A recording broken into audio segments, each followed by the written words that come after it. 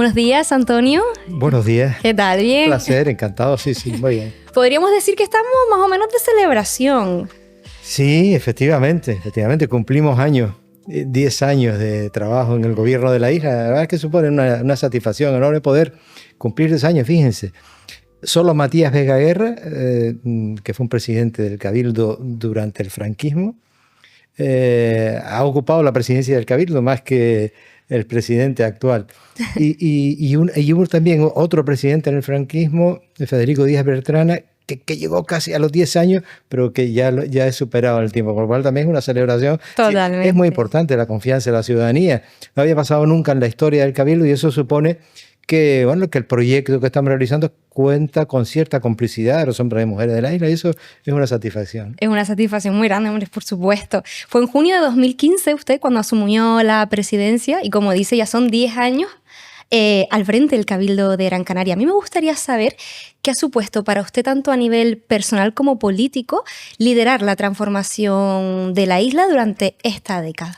Supone una enorme satisfacción, de verdad, porque siempre he comentado, ¿no? Una persona que se dedica a la actividad pública, a la política en este caso, debemos procurar, ¿no? La satisfacción de la ciudadanía, el respeto de la ciudadanía a lo que estás haciendo, el reconocimiento, y eso es lo más importante. Y yo creo que eso, el refrendo de la ciudadanía en las urnas, bueno, traslada que efectivamente estamos realizando un proyecto de isla que ha calado en la ciudadanía, que ha generado también un sentimiento de pertenencia y eso al final ves que eso se va concretando después en datos concretos, en hitos concretos que se desarrollan en el conjunto del territorio insular y esa es la mayor de las satisfacciones, ¿no? Justamente hace unos días hacíamos un repaso de este periodo en el que la isla ha avanzado en sostenibilidad, cohesión social, innovación y usted mencionaba 30 grandes hitos. Sí. Que se han realizado durante estos 10 años. Efectivamente. Si nosotros hacemos un balance, primero haciendo una comparativa, es decir, cómo nos encontramos a la isla cuando llegamos en situación de paro, de pobreza, paro femenino, paro juvenil, el número de personas ocupadas, ingresos per cápita en familia, aumento de los ingresos ligados al turismo, diversificación económica. Hacemos una comparativa de todo eso y luego la evolución ha sido muy positiva en los últimos años. No habíamos tenido nunca un indicador muy anterior a lo de la pandemia de un 12%, un 13%, menos de un 13% de paro en la isla. Entonces son datos objetivos y empezamos situando esa evolución para después definir los 10 ejes que conforman esta acción de lo que llamamos ecoisla, ¿no? Un desarrollo ecosocial para la isla de Gran Canaria, la sostenibilidad medioambiental, pero también la sostenibilidad social, es decir, justicia social, más una mayor equidad social, y luego esos 30 hitos, ¿no? Que van definiendo el trabajo durante estos 10 años, que son elementos que configuran ese modelo de desarrollo que pretendemos para Gran Canaria. Desde luego son grandes avances, pero me gustaría saber ¿cuál considera su mayor logro en esta década y qué papel ha jugado la ciudadanía en este proceso? La ciudadanía es clave. Yo vengo además de trabajar en un municipio y siempre he dicho que no se debería estar en ningún cargo público, cabildo, parlamento, digo parlamento español, si no se ha pasado antes por el municipio, si no se ha sido concejal, si no se ha sido alcalde de tu pueblo, porque es ahí donde se adquiere la experiencia, es donde tienes que trabajar mirando a la gente a los ojos. Y diciendo que no cuando tienes que decir que no, pero también contribuyendo a mejorar la vida de tus vecinos, de tus familiares. Es la tarea más bonita en política. Por lo tanto, trabajar con la gente, con la ciudadanía, gobernar mirando a los ojos es clave, es fundamental en la actividad política, ¿no? Por lo tanto, como vengo de esa experiencia, la ciudadanía es clave para entender el modelo de proyecto, de desarrollo que pretendes para la isla. Y quizás la mayor satisfacción sea esa, comprobar que ese sentimiento, que es muy importante en un municipio, sentirse orgulloso del sureste, sentirse orgulloso de ser del norte, de ser de un territorio concreto y por lo tanto asumir el legado que te dejaron las personas que te precedieron y sentirte orgulloso de esa historia, de esas tradiciones, de los valores que encarnan tu pequeño territorio, el lugar donde vives. Es decir, por eso trasladarlo a la isla, que la gente tenga ese sentimiento de sentirse de Gran Canaria, ser gran canario, ser gran canaria. Lo que vivimos, por ejemplo, con el concierto de Quevedo, ¿no? Hasta 40.000 almas cantando el himno de Gran Canaria.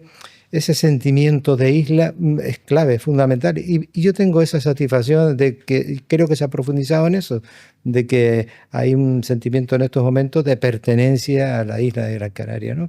Que me satisface, ¿no? Gobernar mirando a los ojos. Me acaba de encantar esa frase. Sí, lo he dicho siempre, me parece que es fundamental, fundamental.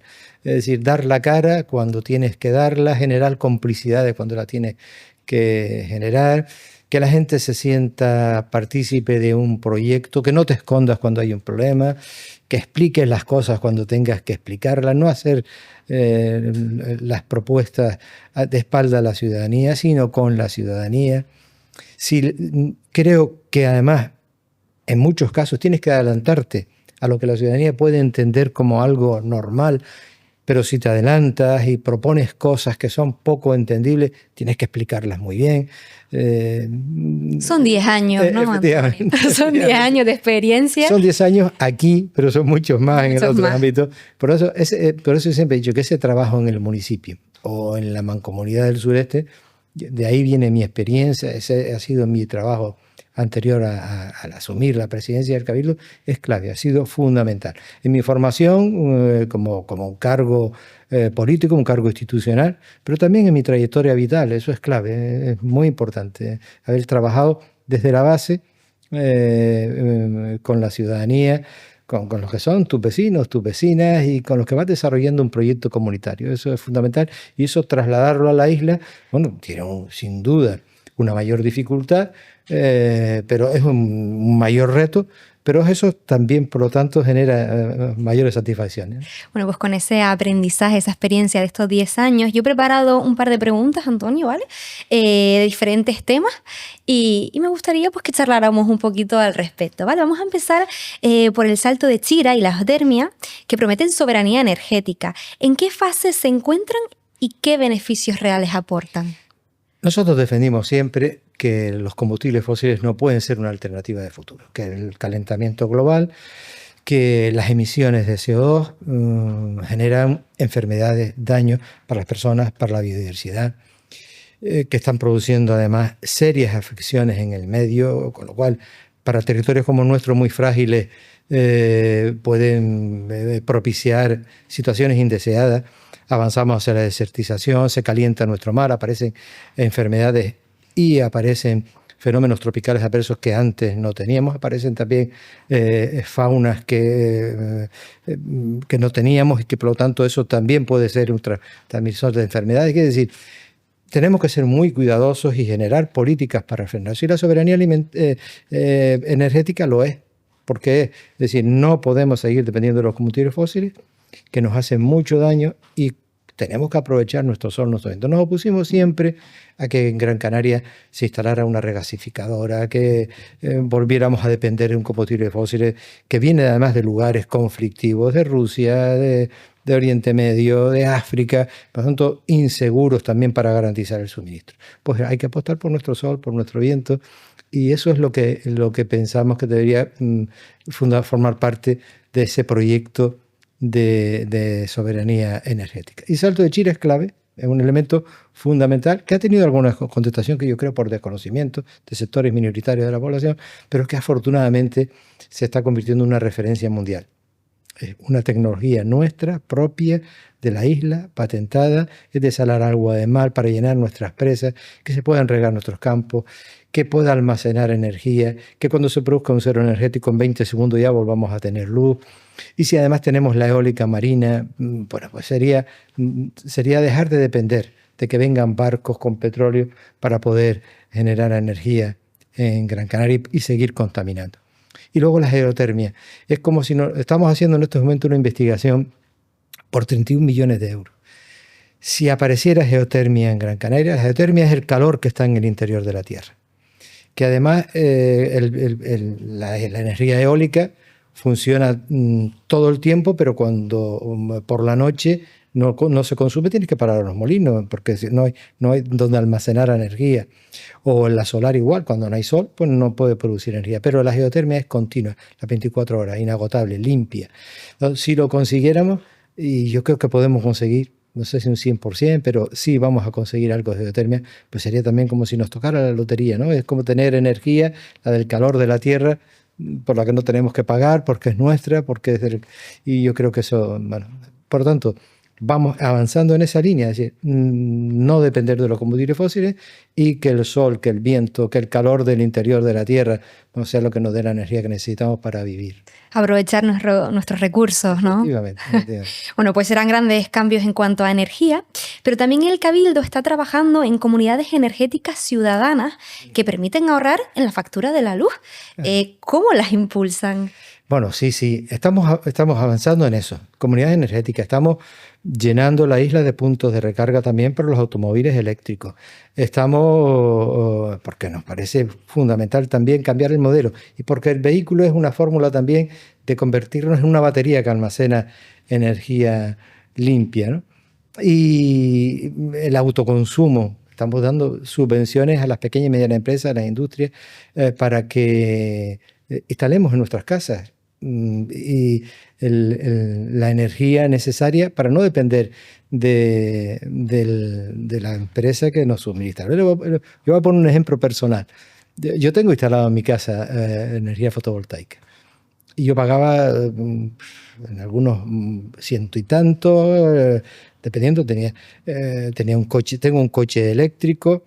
Y bueno, pues podía ser 200 euros, ciento y pico euros. Este mes pagué 17 euros de luz. ¡Wow! Es decir, es que la instalación puede costar sobre 9.000 euros, pero con las ayudas que tienen los municipios para el IBI, las subvenciones que tienen municipios, la mayoría de los municipios de Gran Canaria las tienen, las que da el Cabildo, el gobierno de Canarias, al final terminas pagando 2.000 euros. No, mira, eso en un año lo tienes amortizado y al final... Hay familias que están pagando 20, 30 euros. Por lo tanto, hay que avanzar por esa línea, porque es bueno además para la economía familiar, porque no contaminas y porque aprovechas el sol. Y claro, y si además aprovechas eso para cargar tu vehículo eléctrico, que es verdad que eran mucho más caros, pero que se están abaratando, que al final cargas el depósito con 2 euros, bueno, pues sin duda tenemos que ir avanzando en ese sentido. Y yo creo que nuestra sociedad está llamada en muy pocos años a que no dependamos del petróleo, del gas, sino que, como decíamos antes, sea el sol, sea el viento de nuestra tierra o la geotermia la que alimente la energía que necesitamos, ¿no? Sí, no solo mirar por nuestro bolsillo, sino también por nuestra salud y por el medio ambiente. Claro, porque es que no lo vemos, ¿no? Nosotros no vemos el daño que eso produce.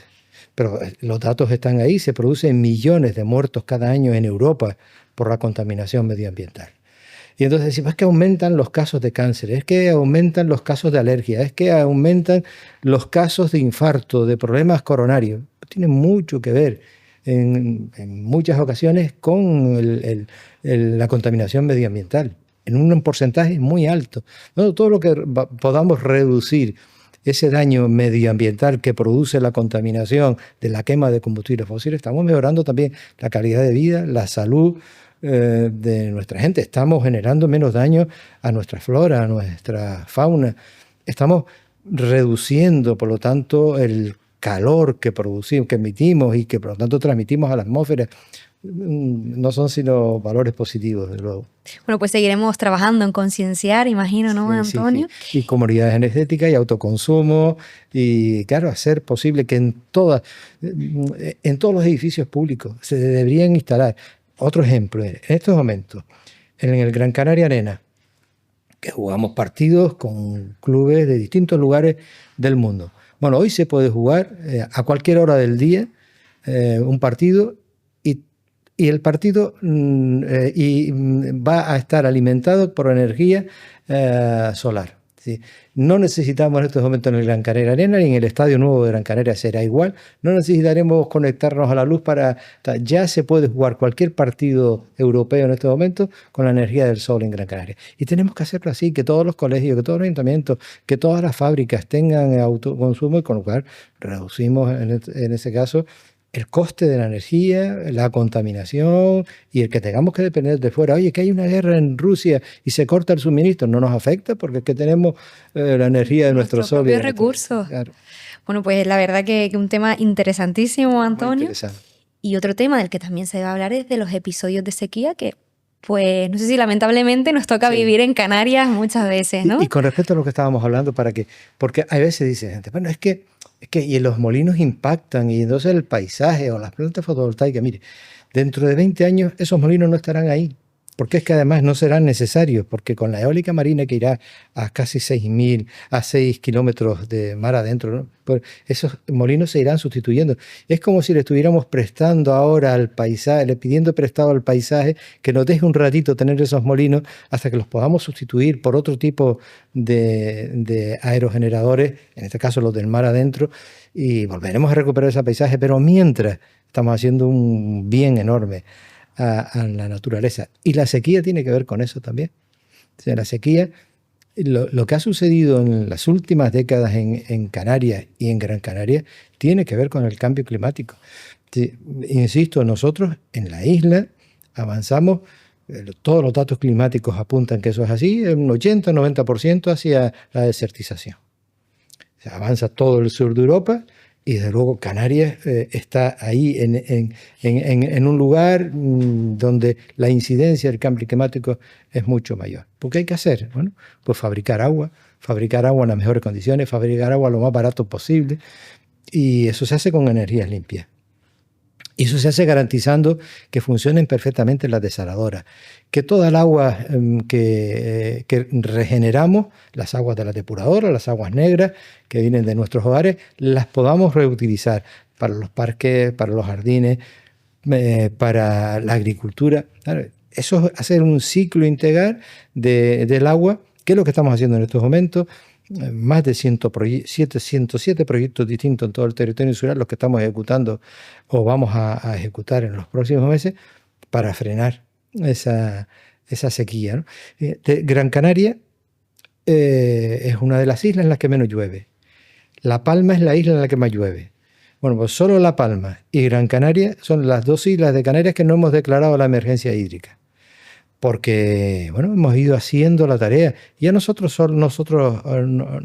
solo ahora, sino nuestros antepasados también. Sí, esta isla está llena de agujeritos porque necesitábamos agua y luego fuimos a por las galerías, pero lo fuimos secando todo, pero lo necesitamos para la agricultura, para subsistir. Nos quedamos sin agua. Por lo tanto, estamos fabricándola con una alta tecnología, estamos abaratando los costes porque ya lo estamos haciendo con el sol y con el viento y por lo tanto ese es el futuro, garantizar esa seguridad hídrica para la isla que afortunadamente en estos momentos la tenemos, disponemos de ella y yo creo que eso es uno de los grandes hitos también del trabajo realizado. Y además estamos viendo también que muchas personas están volviendo a ese sector agrícola, ¿no? Necesitan esos recursos. Claro. El agua es fundamental. Bien que estamos hablando de la soberanía energética para no depender de los combustibles fósiles. Estamos hablando de la seguridad hídrica, sí, porque somos una isla. Nosotros no podemos tener una tubería que cruce los Pirineos y nos lleve, que cruce el Atlántico y nos traiga agua de un embalse de Castilla-La Mancha. No, tenemos que tener garantizada el agua que necesitamos. Y lo mismo pasa con la alimentación. La FAO dice, una isla como Gran Canaria, cualquier territorio aislado, debería producir al menos el 50% de lo que necesita para alimentarse. Nosotros no estábamos en esa cifra ni de lejos. Entonces, en los últimos años, ¿qué se ha conseguido? Bueno, que el 62% de la papa que consumimos se produzca en la isla de Gran Canaria. El 80-90% de los huevos frescos son de Gran Canaria. El 72% de la hortaliza de Gran Canaria. El 50% de la fruta de Gran Canaria. Eso es muy importante. Y tiene para eso que haber conciencia de los consumidores. que si voy a un supermercado, porque no siempre además no hay diferencia en los precios, muchas veces nos engañan y nos venden y nos intentan vender. Incluso al revés, yo creo que a veces están más caros en un lado. Efectivamente, nos intentan vender una cosa por otra. Pero si vamos a un supermercado, tenemos que pedir que haya que la papa no sea de aquí, que no sea de Egipto, que sea de Israel, o que lo mismo con cualquier producto que comamos. Lo importante es que seamos conscientes de que si es de aquí genera menos huella ecológica, no hay que contratar un avión, traerlo. O sea, la huella ecológica de un yogur que se pueda producir aquí al que se produzca en Francia es muchísimo menor. Y además estamos generando empleo local, estamos protegiendo el territorio y el paisaje, estamos luchando contra los incendios, estamos comiendo más sano, estamos generando menos daño a la naturaleza. No tiene sino bondades, pero hay que exigir a las comercializadoras que apuesten producto local y los consumidores tenemos la última palabra. Hay que, vas a comer a un restaurante y a veces pides un vino de Gran Canaria, un vino de Canarias y dices, pues no lo después, oiga, pues tráigamelo porque si no, no vengo otra vez. Total. Tenemos los consumidores muchas cosas que decir con respecto a eso, ¿no? Y perdone usted, no es por desprestigiar lo demás, pero hombre, cuando uno recoge una papita fresca de Tejeda, por ejemplo, y con la misma la echa al caldero y se la come. Claro que sí, efectivamente. Eso es otra cosa. Efectivamente, es otra cosa y además lo notas en el sabor. Y además muchos de esos productos que nos vienen de fuera después los almacenan, están a lo mejor una temporada almacenados para comértelo a la siguiente semana y se nota muchísimo. Y el producto está todavía fresco y bueno. Efectivamente. Bueno, pues cambiando de esto, que al final nos va a entrar hambre a nosotros, cambiando de tema, vamos a hablar del plan sociosanitario y la gratuidad del transporte. ¿Qué impacto ha observado en la inclusión social en estos temas? Bueno, el plan sociosanitario que hemos desarrollado es el más importante de Canarias. No hay ninguna isla que haya desarrollado un plan de estas características. Son casi 2.000 camas de iniciativa propia del Cabildo de Gran Canaria, más de 1.500, con organizaciones sociales como ADEXI, APROSU, San Juan de Dios, APADI, Centro Dao, mi hijo y yo. Es decir, son unas 400 más y también con los ayuntamientos, como ayer hicimos en Valle Seco una primera piedra en la ampliación de residencias. Clave, fundamental, que las personas que necesitan un centro sanitario dispongan de una plaza. Pero hay otras personas que no quieren, que quieren seguir viviendo en su municipio, en su entorno. Bueno, pues para eso también se ha pasado de 4.000 a 8.000 asistencias, porque hemos ampliado la asistencia domiciliaria, la teleasistencia, los proyectos de autonomía personal. Es muy importante lo que comentábamos, ¿no? Que las personas se sientan atendidas, que la justicia social, procurar romper con las desigualdades, pues son elementos, ¿no?, que hacen que la ciudadanía no participen de manera activa en el desarrollo de su tierra, en las posibilidades que ofrece su isla, las instituciones. Por lo tanto, es clave que la apuesta por la igualdad, la apuesta por políticas sociales integradoras sea clave, ¿no?, fundamental en el desarrollo de esta estrategia integral de sostenibilidad social y económica, ¿no? ¿Y sobre la gratuidad del transporte? El transporte, cuando llegamos a esta isla, había que subvencionar muchísimo porque el transporte era muy caro. Y pusimos en marcha unos bonos, de manera que las personas mayores, los jóvenes, por 10 euros, 14 euros, pudieran viajar por toda la isla con esos bonos. El siguiente paso fue la gratuidad del transporte, que ha hecho que pasemos de 50 millones de viajeros al año a 104 millones de viajeros al año. Eso es muy importante también, porque hace que utilicemos menos el vehículo de manera individual. El 80% de las personas que vienen desde el sur a Las Palmas o vienen desde el norte a Las Palmas, viene en una persona sola, en un vehículo, con lo cual estamos contribuyendo a esa contaminación que hablábamos, ¿no?, y a colapsar las carreteras. Entonces, el transporte público es muy importante. Y si además damos el paso del tren en los próximos años, el tren que va además como un metro, en un 80% va subterráneo, va a funcionar como si Gran Canaria tuviera un metro, como tiene Madrid, o como tiene Barcelona, como tiene ciudades importantes. Eso va a hacer posible que disminuyamos también el número de vehículos en las carreteras. Porque miren un dato que mucha gente no conoce. Luxemburgo es uno de los países más ricos de Europa. Tiene 700 coches por 1.000 habitantes. Gran Canaria tiene 1.000 coches por 1.000 habitantes. Somos la densidad, una de las densidades más altas del mundo. ¿No? Todo eso, claro, genera después problemas de contaminación, problemas de movilidad, colapsos en la carretera, problemas de movilidad en general. Por eso el transporte público es muy importante, es clave. Bueno, pues ya que me ha mencionado el tren, que tenía aquí otra preguntita para eso, me gustaría saber cuáles son los principales desafíos técnicos y financieros a los que se enfrentan. Los financieros, fundamentalmente financieros. Técnicos no, porque ya tenemos el proyecto, ya tenemos el dinero para la expropiación del suelo. Ahora solo nos falta, bueno, pues que Europa, que el Estado español, al igual que hace con los trenes de velocidad, de alta velocidad, bueno, pues también financien los trenes de las islas, y estamos en estos momentos negociando con el Estado y firmaremos un convenio pasado el verano para poder disponer de un marco donde podamos recabar subvenciones de Europa y del propio Estado, ¿no? Para iniciar las obras. Pues con ganas ya de que se inicien esas obras. Y vamos a hablar del empleo, ¿vale? Un tema que también interesa a los habitantes. ¿Qué medida considera clave para batir el récord de empleo y cómo piensa mantener esa tendencia? Bueno, la tendencia es muy positiva. Es decir, hoy hay trabajando más mujeres que nunca en la isla de Gran Canaria. Ha aumentado en un 59% el empleo femenino. El empleo juvenil se ha reducido en un 30%, pero sigue siendo un reto. Sigue habiendo muchos jóvenes que no tienen posibilidad de acceder. Por lo tanto, la formación es clave. Y aunque el Cabildo no tiene competencia en la formación, hemos, por ejemplo, firmado un acuerdo con una de las más importantes empresas europeas para formar a jóvenes en el sector audiovisual. Porque el sector audiovisual hoy supone un enorme atractivo para la isla de Gran Canaria. Están viniendo a rodar en Gran Canaria desde distintos lugares del mundo, desde América, Estados Unidos, a cualquier lugar de Europa. Se están rodando múltiples películas y también animación. En Gran Canaria hoy están instaladas las 6 empresas más importantes del mundo en animación. Y eso lo están dibujando chicos y chicas de Gran Canaria. Es decir, cuando vemos al Pocoyo, que los que tienen nietos o tienen hijos pequeñitos lo ven por ahí, eso se está dibujando en Gran Canaria. Lo están haciendo chicos y chicas aquí. El talento de la juventud. Bueno, pues hay que formar a las personas en esos nichos de generación de empleo, en las renovables, en la audiovisual, sectores que emergentes, o en la economía azul, por ejemplo, en la acuicultura.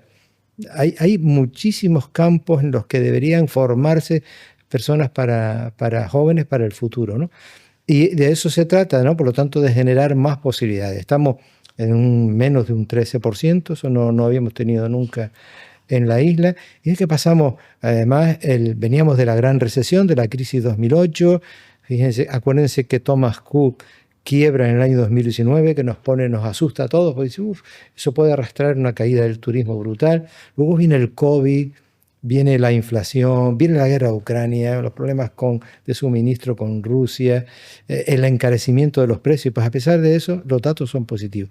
Por eso es muy importante que creamos en nosotros, que nosotros tenemos capacidad de diversificar la economía en la isla, de abrir otras posibilidades, que no sea solo el turismo para generar empleo, ¿no? Por la formación, mejores salarios, mejores condiciones. Esto es otro de los retos del turismo. Yo creo que aquí se ha firmado un convenio que nos satisface en el último año, pero hay que mejorar las condiciones. Las dos cosas deben avanzar al mismo tiempo. La mejora de las condiciones laborales y, por otra parte, las mejoras del acceso al mundo del trabajo a través de la formación, ¿no? Y eso, bueno, yo creo que se ha ido consiguiendo. Los indicadores en este momento son positivos, estamos en los mejores datos de empleo de las últimas décadas, pero no podemos bajar la guardia. Por eso hay que avanzar en lo que estamos comentando, de generar nuevos nichos de empleo, nuevos nichos de diversificación económica, de creación de posibilidades para la incorporación al mundo laboral. Bueno, pues ese mensajito aquí para la gente joven. El presidente les está ya dando pistas, dando pistas de hacia dónde vamos. El turismo. El turismo ha crecido en calidad, Antonio, sin ampliar la capacidad hotelera. Claro, nosotros siempre dijimos, y esa es la diferencia que tenemos con otras islas. El turismo es una actividad económica a la que no podemos renunciar. Se han hecho algunas barbaridades, es verdad, pero en las últimas décadas hay cosas con las que no estamos de acuerdo, pero creo que se está reconduciendo la situación. Es necesario que se tengan en cuenta los efectos que eso produce en la ciudadanía. Por ejemplo, yo creo que no se ha controlado bien el tema de la vivienda vacacional. Es verdad que ahora hay una ley que espero que reconduzca la situación, pero eso ha hecho que tengamos problemas en el acceso a la vivienda para muchos sectores de la población, para alquilar, para comprar viviendas, gente joven, pero también familias, por el encarecimiento del precio de la vivienda. Eso se ha producido por el turismo y sobre todo ha tenido una incidencia importante la vivienda vacacional, pero más allá de eso, el turismo es el 35% del Producto Interior Bruto de la isla, emplea casi el 40%, más, digamos, después la incidencia indirecta que tienen otros sectores económicos, ¿no? Pero siempre dijimos, no podemos seguir creciendo indefinidamente. Si hoy tenemos 4 millones, no podemos perseguir que al año siguiente tengamos 5, para el siguiente tener 6. Eso no puede ser. Lo que tenemos que conseguir es que haya una mayor estancia media en la isla y un mayor gasto. Entonces hay que pelear. Esa calidad, ¿no? Claro, y por generar actividades que atraigan a sectores que generan después un mayor gasto y que no se queden en el hotel, que no vayan al todo incluido, sino que vayan a disfrutar de los distintos rincones de Gran Canaria, a comer en distintos lugares de Gran Canaria, a visitar los parques arqueológicos de Gran Canaria, a las propuestas culturales que se desarrollan en la isla o deportivas, o sea, que generen recursos también en todo el territorio, ¿no? Está usted, Antonio, hablándome de diferentes piezas y estamos engranando el puzzle de una manera maravillosa, como lo cuenta. Vamos haciendo una trapera, ¿no? Una trapera, como lo decían nuestros antepasados. Bueno, la Reserva de la Biosfera en Gran Canaria ha cumplido años recientemente. Su gestión en estos 10 años y la suma del Patrimonio Mundial de Risco Caído ha transformado su impacto en la isla. Me gustaría saber cómo lo ha vivido y cuál es su rincón favorito. Bueno, el primer hito que alcanzamos en este gobierno fue la designación en Bakú, en Azerbaiyán, del paisaje cultural de Risco Caído y las montañas sagradas de Gran Canaria como patrimonio de la humanidad. Y fue un acto muy emocionante, porque, claro, estar allí y no saber, porque normalmente se consigue una declaración de estas características en 10 años, y se consiguió en 4 años, y nos dijeron desde el principio, esto es una apuesta segura.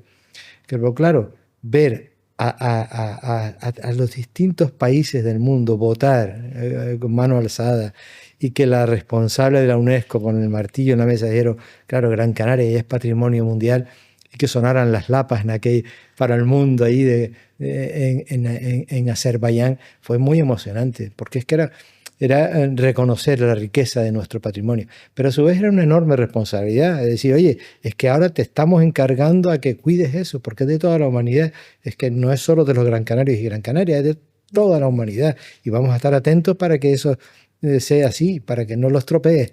Claro, y para eso creamos un instituto y sumamos a la Reserva de la Biosfera, y claro, y tener el reconocimiento de la UNESCO, y que ese además sea un instrumento que no se había utilizado nunca, ¿no? El de un instituto para gestionar las dos figuras a la vez, nos está consiguiendo y con una inversión de casi 50 millones de euros, nos está consiguiendo que fijemos a la gente en el territorio, que generemos posibilidades económicas para esas cumbres y medianías de Gran Canaria, y para que protejamos el medio, la biodiversidad. Y todo eso además lo estamos uniendo ahora a la lucha por un parque nacional para Gugui y en tierra, y para una parte del medio marino de ese rincón de Gran Canaria. Pues será un tabaibal brezal único en el Estado español, y además con unos fondos marinos de un valor extraordinario. Bueno, si a eso lo unimos, ¿no? Reserva de la Biosfera, Patrimonio Mundial y Parque Nacional de estas características, pues habremos avanzado muchísimo también en la protección de la naturaleza, del medio, de la biodiversidad, pero también de los hombres y mujeres que viven en ese lugar. Les da mayores oportunidades, mayores posibilidades económicas, y por otra parte, muy importante para nosotros, es mantener nuestros valores, mantener nuestra identidad. son los cimientos a los que no que no podemos renunciar, son las raíces, ¿no? Son las que construir un árbol con frondoso, con buenas ramas, porque si no tenemos raíces no podemos seguir avanzando, construyendo esa historia que queremos de futuro para nuestra gente, ¿no? No me vaya a dejar usted con las ganas de decirme su rincón favorito. Ah, el rincón favorito. Bueno, la verdad que son muchos rincones favoritos. Es difícil, de verdad. Es difícil porque yo ayer estuve en Valle Seco poniendo esa primera piedra y vamos, hay rincones en Valle Seco extraordinarios. Y yo pues, cuando necesito relajarme, me encanta, por ejemplo, Tejeda y esa zona del Nublo y el Mentaica, donde ahí está el corazón, la esencia de Gran Canaria. Pero yo me lo puedo pasar de miedo un verano en Arinaga con unas gafas y unas aletas viendo los fondos marinos. Decía, esta isla tiene muchísimas posibilidades. Muchas posibilidades. Antonio, usted de todos los temas que hemos hablado, me habla con pasión, pero es que de este me habla con orgullo. Sí, yo creo que sí. Yo creo que además debemos sentirnos satisfechos. Yo creo que tenemos en Gran Canaria historia, valores, identidad como pueblo, posibilidades de futuro enormes y ¿por qué no sentirnos orgullosos de eso? Yo creo que sí, tenemos que a veces ese sentimiento que ha podido con nosotros, ¿no? De sentirnos menos que al hablar, porque nuestro acento era no sé qué y había que hablar peninsular, ¿pero por qué? ¿Pero por qué? Si dice, no, es que el mejor castellano se habla en Valladolid, eso es mentira. Este castellano que se habla aquí, este español que se habla aquí, no es peor que el que se habla en Valladolid, todo lo contrario. Pero bueno, nos debemos sentir orgullosos de nuestras cosas, ¿no? De nuestra historia, de nuestros valores, ¿no? Totalmente. Y de lo que también nos tenemos que sentir orgullosos es del nuevo Estadio Mundial de Gran Canaria, que será un icono arquitectónico para la isla. Y bueno, me gustaría saber qué nos puede decir de este proceso y de la selección de Gran Canaria como sede para el Mundial. Sí, fue un enorme reto. Y te das cuenta del enorme desconocimiento que hay fuera en la península, aquí cerquita, a 2.000 kilómetros de nosotros. Hacía entrevistas en la radio y me decía, pero ustedes tienen hoteles, ¿de qué me estás hablando? Dice, ¿y cuántas personas ustedes tienen en este momento en Semana Santa? Pues 300.000, así, y tienen tantas posibilidades. Pero ¿de dónde te crees que estamos? No tienes ningún conocimiento. Ya estamos hablando de entrevistas en la SER, en la COPE, de lo que parece que son gente que tiene que estar súper informada, ¿no? Bueno, había un gran desconocimiento, pero cuando la FIFA vino aquí, que venía de La Coruña, venía de Zaragoza, y vieron nuestro aeropuerto, y dicen, pero bueno, ustedes tienen este aeropuerto, pero tienen un estadio, tienen un hospital, el Negrín, un hospital insular a 6 minutos y 8 minutos del estadio, y tienen una planta alojativa, hotelera como esa, y tienen un sistema vial. Claro, decían, ¿dónde se creen que está? ¿Sabes? Eso sirvió también para decir, oye, pero para sentirnos orgullosos de lo que tenemos, pero proyectarlo al mundo, el significado de Gran Canaria, la capacidad que tenemos además de organizar cosas. Conseguimos el Mundial, pero tenemos el Mundial de Rally aquí celebrados en estos momentos en Gran Canaria, o tenemos el Mundial de Windsurf, o tenemos la Transgran Canaria, que es una prueba mundial, o la Copa del Rey de baloncesto, el Rey o la Reina de voleibol. Sí, posibilidades enormes porque tenemos capacidad de organizar cosas y tenemos infraestructuras y equipamientos para hacerlo posible. Y el estadio, bueno, pues va a ser además un elemento, además de ser un icono arquitectónico, va a tener espacios comerciales, gastronómicos, de juegos para la familia, un auditorio para desarrollar también actividades culturales, sociales y musicales. Bueno, eso es una inversión importante que se verá compensada después con una actividad económica en los próximos años. Además de posibilitar que podamos tener el Mundial de Fútbol. Y estábamos hablando el otro día con la Federación, y por qué no el Mundial de Clubes, y por qué no otro tipo de actividades ligadas al fútbol. Y lo mismo va a pasar con el Centro Insular de Deporte, que también estamos remozando, que forma parte de la memoria de esta isla. Los grandes partidos del baloncesto femenino, del nacimiento del Claré, que luego sería el Gran Canaria, o del Guagua. Bueno, tiene que ver con esa historia de Gran Canaria, y ahora va a disponer de un espacio extraordinario también para hacer todo ese tipo de cosas, ¿no? Por mejorar las infraestructuras y los equipamientos es mejorar también las posibilidades, la generación de economía y en torno al deporte o a la cultura. Sí, hacer el Gran Canaria Live Fest en este estadio o en el nuevo estadio de futuro, bueno, la diferencia es notable y además la capacidad para albergar más gente y más posibilidades, ¿no? Es como cerrar el círculo, ¿no? De más infraestructura, más medios, más posibilidades, más capacidad de atraer y diversificar nuestra economía con otro tipo de actividades y de proyectos, ¿no? Antonio, yo creo que estas personas que a lo mejor no se enteran mucho de lo que tenemos aquí, lo que tenemos que decirles es, ustedes vengan, que verán que somos un partidazo, y nunca mejor dicho. Efectivamente. ¿O no? Efectivamente. El mejor de los partidazos. El mejor de los partidazos, exactamente. Antonio, ya para finalizar, porque no te quiero robar más tiempo, de cara a los próximos años, a los 5 años más o menos vamos a poner, ¿cuáles son sus prioridades para seguir impulsando el progreso de Gran Canaria? De cara a los 5 años venideros. Sí, a los próximos. Bueno, yo creo que tenemos que avanzar en esta. Hemos diseñado un modelo de isla que es como un puzzle, ¿no? En el que tienes que ir componiendo en torno a las estrategias que has ido elaborando un modelo de futuro y tienes que ir completando ese puzzle. Y yo creo que el reto en los próximos 5 años es ese. Por ejemplo, vamos a tener en el año 2026 el MUBEA, será el Museo de Bellas Artes más importante de Canarias, por ejemplo. Por eso hay un reto importante que tenemos que finalizar, o el nuevo Infecar. El nuevo Infecar va a ser el gran espacio de referencia para el turismo de congreso, para las ferias en Canarias, ¿no? Será otro icono arquitectónico, una obra emblemática. Bueno, pues es ir recomponiendo ese puzzle. Nosotros decimos, dentro de 5 años, estamos hablando, hoy estamos en el 2025, estamos hablando del 2030. 2030 dice Europa, deberíamos tener el 50% de producción energética renovable.